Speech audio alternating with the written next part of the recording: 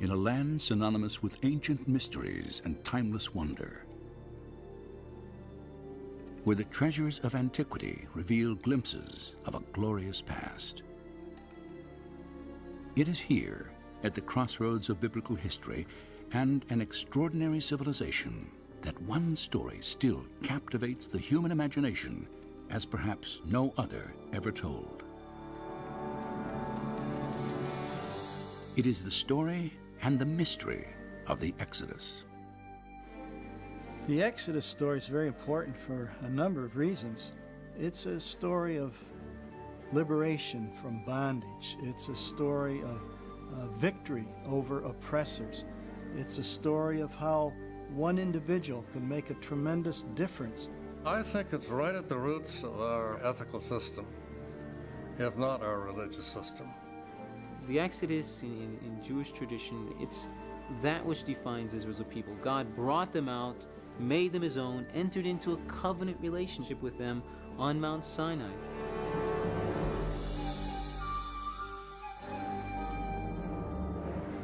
The Exodus story has endured for more than 3,000 years, and the power of its message and imagery is undeniable.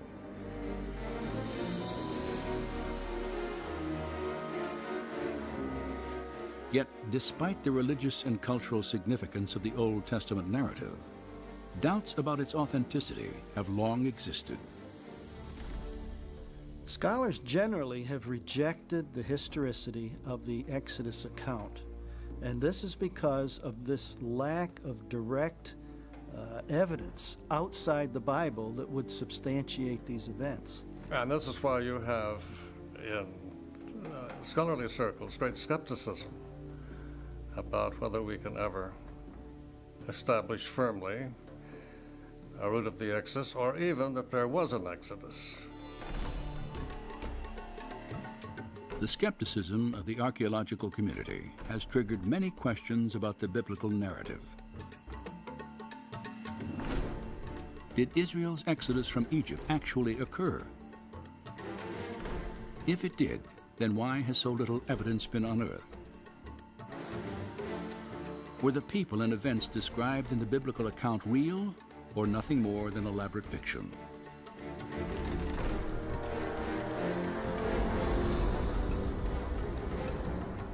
During the next hour, we will travel from the Nile Delta to the depths of the Red Sea to investigate these questions in the light of new evidence and discovery.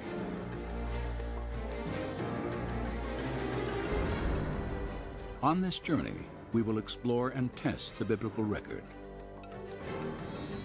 For if there's any historical truth to accounts of the Exodus, then some evidence of Moses and the children of Israel should still exist, even if it lies buried under water and sand.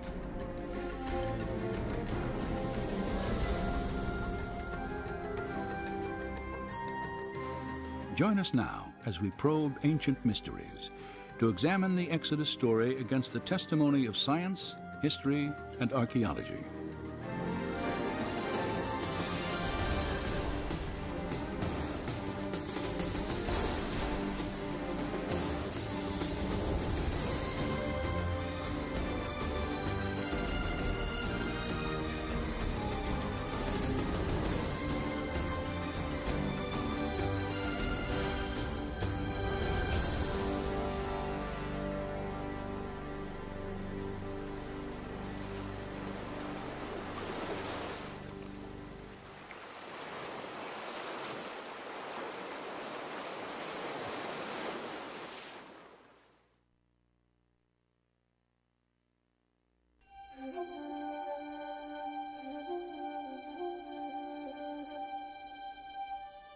Then Pharaoh spoke to Joseph, saying, "The land of Egypt is before you.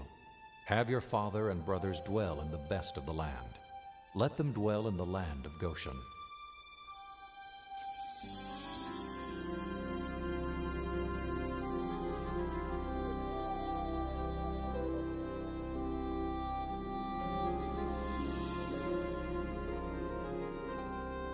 Any attempt to weigh the historical validity of the Exodus must begin here, in the Nile Delta, the biblical land of Goshen.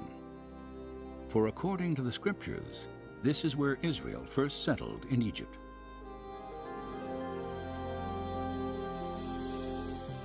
Nearly 4,000 years ago, the Hebrew patriarch Joseph, then a prisoner in Egypt, is said to have interpreted Pharaoh's dream foretelling 7 years of abundant harvest, followed by 7 years of devastating famine. After delivering this prophecy, Joseph was commissioned to oversee the harvest and storage of grain throughout the land. And when famine struck, news of Egypt's abundance spread quickly to its neighbors.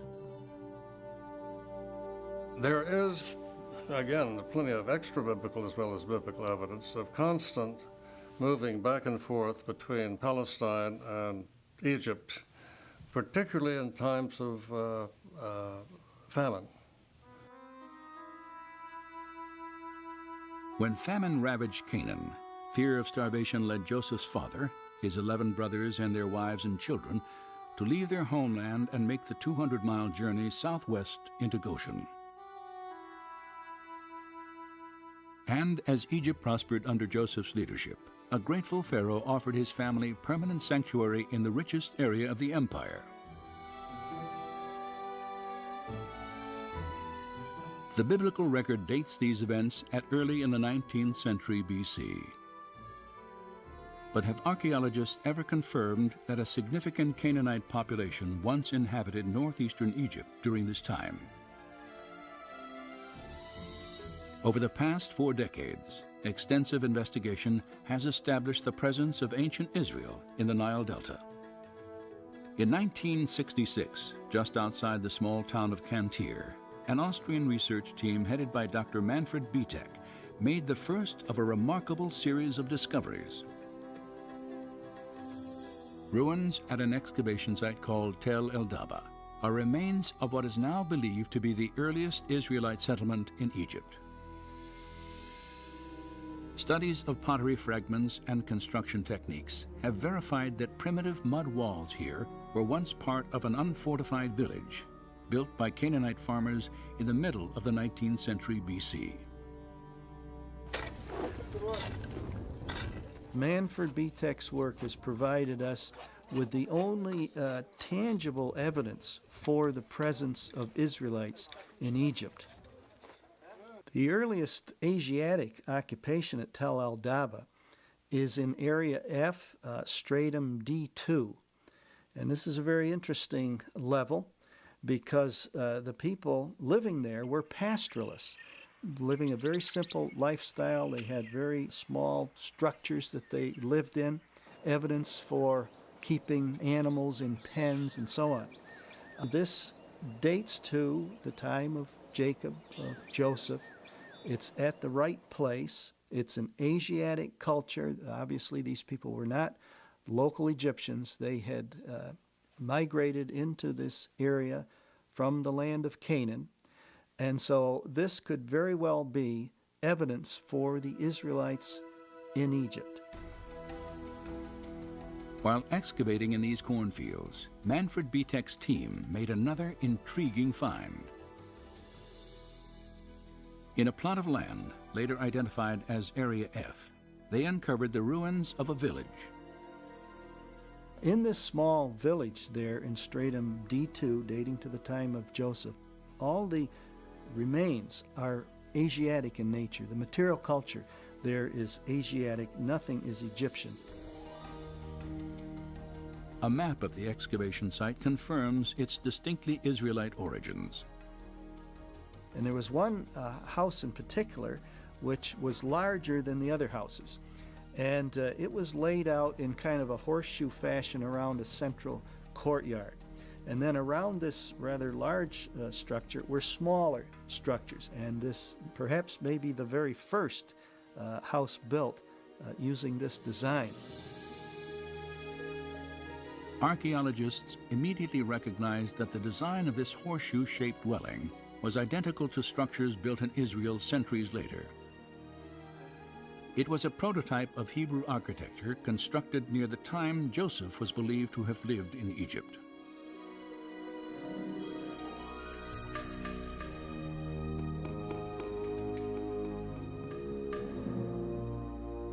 And Joseph died, But the children of Israel were fruitful and multiplied, and the land was filled with them. Then there arose a new king over Egypt, who did not know Joseph. And he said, "Look, the people of the children of Israel are more and mightier than we. Come, let us deal with them, lest they join our enemies and fight against us."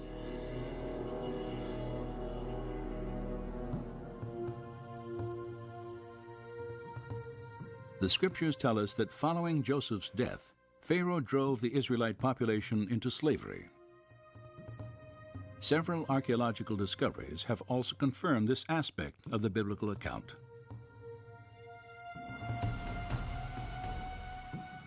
Excavations throughout the Nile Delta have unearthed walls of mud brick resembling those the Bible states were once molded by the hands of Israelite slaves.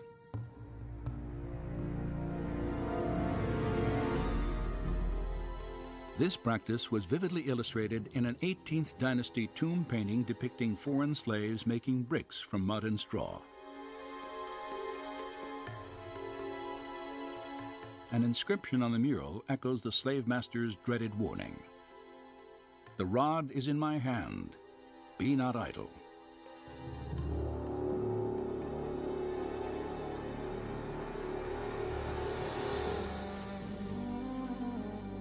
Another mural, carved in a tomb wall during the 15th century BC, shows Canaanite slaves working in the vineyards of Goshen.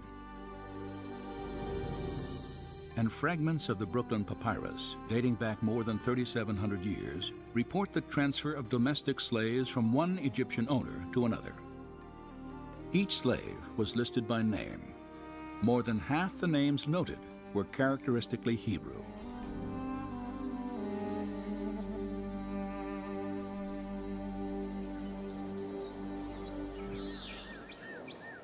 There is now little doubt that a significant Israelite population lived in Egypt for several hundred years after the time of Joseph. Yet if biblical accounts of the Exodus are historically viable, then there should also be evidence of Israel's arrival in Canaan, the Promised Land, sometime between the 14th and 12th centuries BC. Such evidence does exist.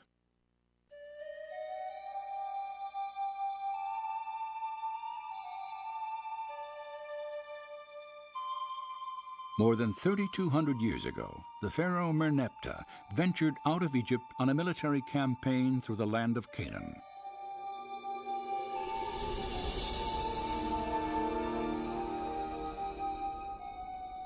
Later, in a poem proclaiming his victories, he boasted that Israel is laid waste.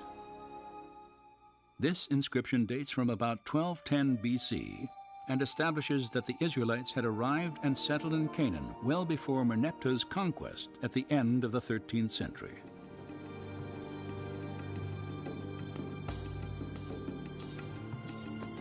Additionally, at Tel Amarna in Egypt, archaeologists have uncovered a series of letters on cuneiform tablets. Many were authored by Canaanite rulers early in the 14th century BC